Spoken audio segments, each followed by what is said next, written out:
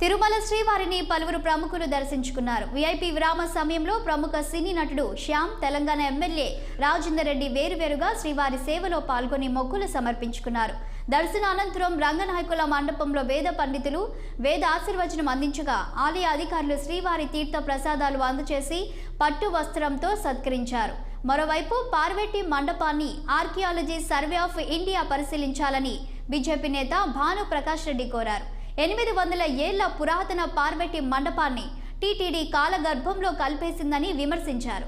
VIP విరామ సమయంలో శ్రీవారి సేవలో పాల్గొని మొక్కులు సమర్పించుకున్న భాను ప్రకాష్ రెడ్డి రామ మందిరం ప్రారంభ సమయంలో ప్రధాని మోదీ పిలుపునిచ్చినట్లు ప్రతి ఇంటి ముందు 5 దీపాలు వెలిగించి స్వాగతం పలకాలని విజ్ఞప్తి చేశారు.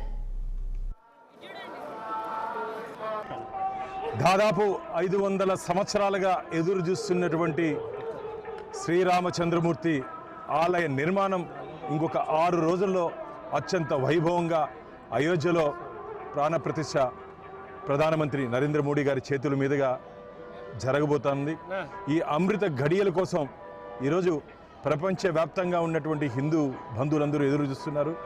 మేము ఆ రోజు ప్రధానమంత్రి గారు చెప్పినట్టు ప్రతి ఇంటి ముందు 5 దీపాలతో మనం ఆ రోజుని స్వాగతించాలని చెప్పి ఆ విధంగా హిందూ బంధువులు మనందరం ఆ విధంగా చేయాలని చెప్పి మనస్ఫూర్తిగా కోరుకుంటున్నాము. ఒక పక్క దేశవ్యాప్తంగా అత్యంత వైభవంగా ఆలయ నిర్మాణాలు జరుగుతుంటే దురదృష్టం మన ఆంధ్రప్రదేశ్ రాష్ట్రంలో ఇప్పటి వరకు కొన్ని వందల దేవాలయాలు ధ్వంసం చేయబడ్డాయి. ఇప్పటి వరకు దాన్ని పునర్నిర్మించడంలో రాష్ట్ర ప్రభుత్వం పూర్తిగా వైఫల్యం కూడా చెందుతోంది. అందుకనే కొండ మీద కూడా తిరుమలలో కూడా పార్వెట్టి మండపం దాదాపు 800 సంవత్సరాల చరిత్ర కలిగినటువంటి పార్వెట్టి మండపం కూడా ఈరోజు కాలగర్భంలో కలిసిపోయింది.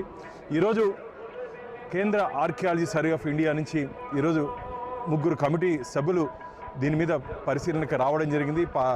ఏఎస్ఐ ఆధ్వర్యంలో కింద పాదాల మండపంతో పాటు ఇక్కడ నుండి వ్యాసరాజ మఠానికి సంబంధించిన మఠాలను ఇంకేదేది శిథిలావస్థకు దాన్ని పరిశీలించడానికి రావడం జరిగింది.